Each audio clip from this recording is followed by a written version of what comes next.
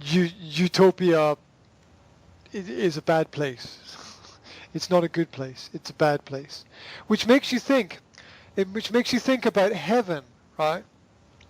Because heaven, in the religious context, is supposed to be utopia. It's supposed to be paradise.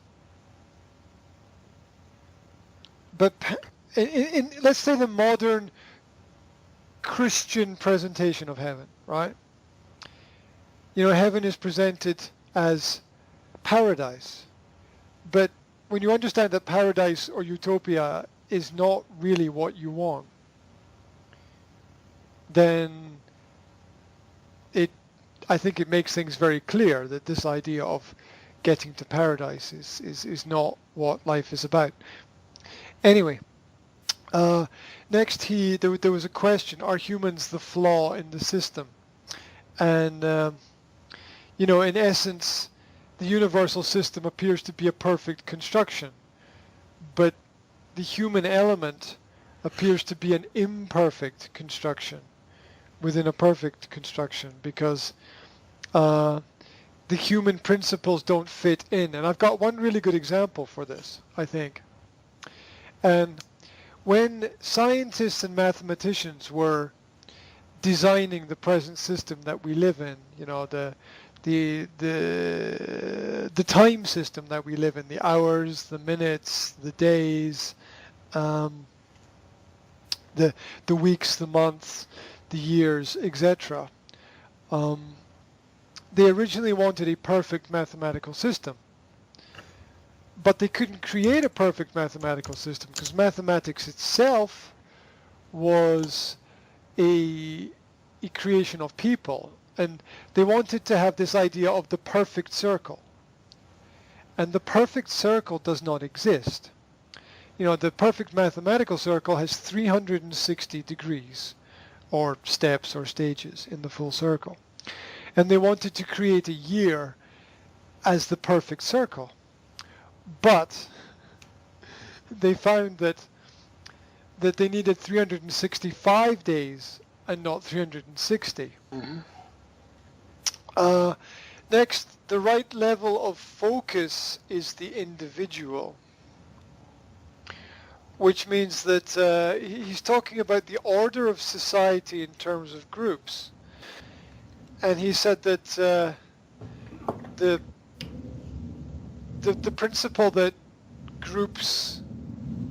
people in groups know what's best is a mistake. People in groups have power, but that doesn't mean that they know what is best, because people in groups very often don't know what's best for their own group. So how can they know what's best for other groups as well? And that if you are looking to organize a stable society, the right level of focus is to focus on individuals rather than groups, and individual needs rather than group needs. Almost all groups are again full tools of matrix to controlling and checking people, nothing more. Yeah, you can use the group to help you, but you have to know when to leave the group, and you have to be able to leave the group. If you can't leave the group, then problems exist then. Next, what's next? You should do no harm and constrain the damage. And what he means by this is that if you want to know if you're doing something right or wrong, the very first thing that you should look at is, are you harming anyone or anything? And if you are causing harm to anyone or anything, or damaging anyone or anything, then it's probably wrong what you are doing. How do you do what you need to do, causing as little damage as possible to the world around about you? Yeah, yes, I agree. This is well said. Mm-hmm. So next, and this is my favorite one, discipline exists to prevent error. If you have good self-discipline, then you reduce the amount of errors that you make in your life and your experiences. So this is the reason for the existence of discipline. We need discipline because without discipline, we make mistakes. We make too many mistakes without discipline, without self-regulation. Because in people I know who make mistakes, the mistake is the result of a lack of discipline, not enough discipline. Next, I should read, it's a mistake there. Everyone knows that what they're doing is not perfect. Should read. Everyone knows that what they're doing is not perfect. So this is about making things better and improving things. Everybody knows that he's saying it's a natural state to understand that you can do things better, that you can improve things. And anyone who says that they can't do it better is not living in a natural state. Anything who says that it cannot be improved is not living in a natural state, because usually there's a way to make, or always there's a way to make everything better. Yeah, improving is probably not limited. Yes, yeah, that's a good statement. Yeah, improvement is not limited. Yeah, I like that. If that's not a tautology, yeah. Improvement is not limited. Like development is not limited. Like self-development is not limited. Yes, exactly. Yeah. Next, train yourself to discern truth from falsehood. Is one of the most important skills that you can learn, is to understand what is the truth and what is not the truth. Yeah, well, this is kind of interesting, because logic is what is basically the reasoning of thinking. Basically, that's what logic means. Logic is basically the reasoning of thinking. But the word logic in root comes from logos, which means the word, from the Greek. So what this means is the root of logic is logos, or the root of reasoning and thinking is the word or language. And here we have a problem, because language is an artificial creation. So to define what is real, we're using language, but language is not a real thing. And again, here we have a problem. Contradiction. Mm-hmm. Contradiction. Mm-hmm. Diction, meaning language and speech, as a dictionary, or dictate. And contra meaning opposite or against. Yeah.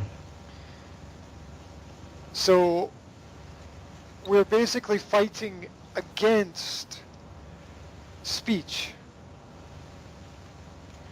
That's what the contradiction is. It is against language, against speech, against thinking that we understand things because we give them names. To name something is to be able to communicate about it. It is to know about it, but it is not to understand it. Names give us knowledge, but they don't give us understanding. So, language or logos, let's just say logos, the words, is the word logos. The basic root of that is that logos means words, and words means things that we have collected. That's what it means. It means collections of things. That's the origin. Leg, L-E-G, which is the root of logos. L-E-G, which is the root of logos, as in legislation or legislate, is a collection of writing or words or ideas. And the original form of collection was harvest. We use harvest in modern English to with food, with crops, with collections of food, what the farmers harvest from their fields, or the harvest of apples from trees, for example. And so these, what language does is it uses words to collect, in essence, people. It creates language, creates collections of people that can then be organized. So it's a language is used to harvest people. That's how the how modern languages work. Yes. Yes, I agree. Yeah, Okay. I've just done a search for visualization of logos as a word, and this is, I'll give you an image. I'll just hopefully drop an image into the box for you. Okay, I don't know if you can see that. Yeah, but okay, I can see it. Okay, so logos, the logos is another word for sun word, or logos, which has three language origins. The first is hypostasis, or hypostasis of Christ, Holy Trinities, the Father, the Son, the Holy Ghost. Is messianic, messiahship, and the third is used as Jesus of Nazareth, Christ-like prophet. So it's an entirely religious or spiritual construct, the origin of logos. And what is the source of this picture? Or who is the source of this, or author of this picture? I just created it now myself. Yeah, you are the author? Yes. Yeah, I did it. The great art. Thank you very much. Okay, so I did it with this. I just did it right now with this word site, visuwords.com, logos. And what this does is you can type in a word, and it will give you a visualization of connections for the word. It's a website. I don't use it very often, but it's a very interesting website for connections. If you want to see how different words are connected to different meanings.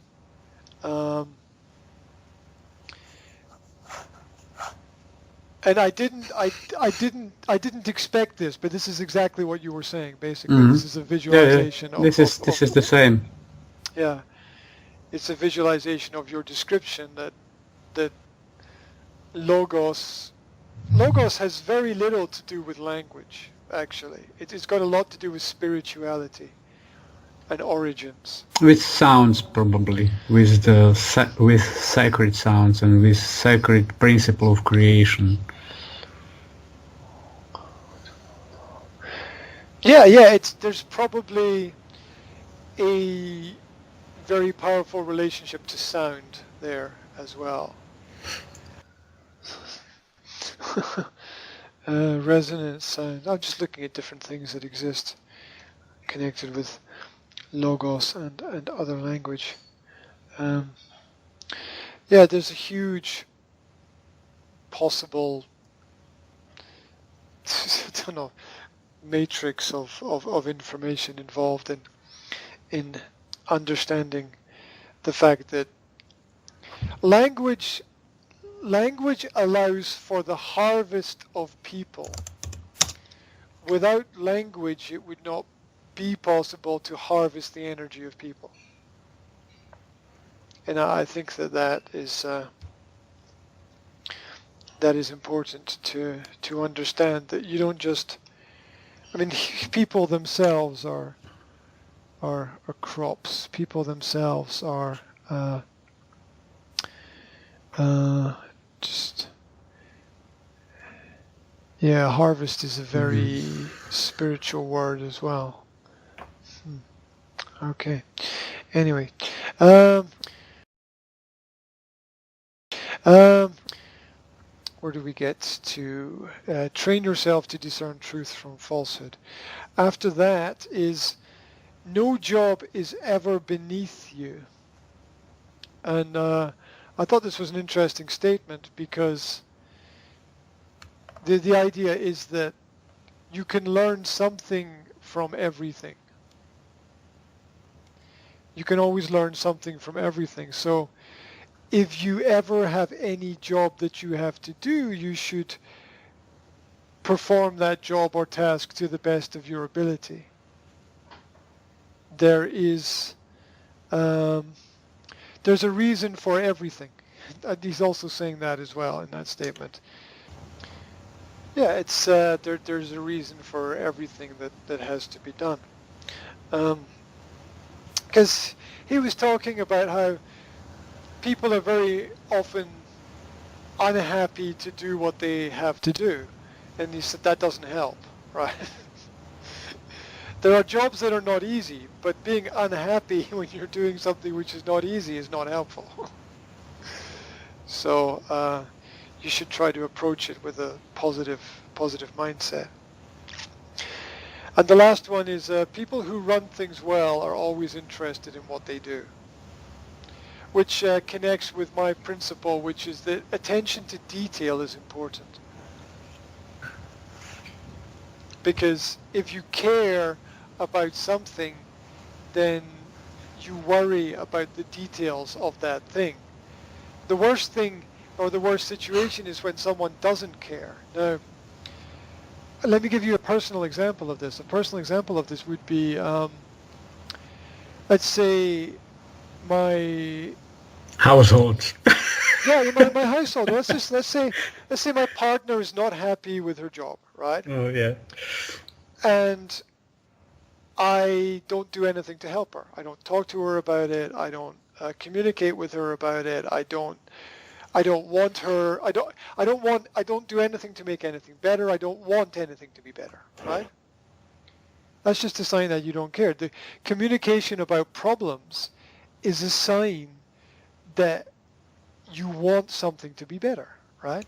So it's much better that, very often it's much better that a certain level of conflict exists than nothing at all, because the conflict is the challenge to be interested in something and show that you care and want things to be better, which is much better than doing absolutely nothing at all about something that needs to change. And I'm not saying that conflict is a good thing. What I am saying is that conflict is a sign of interest. And that's how it... Yes, I agree. And that's how it should be observed, as a sign of interest in something, not as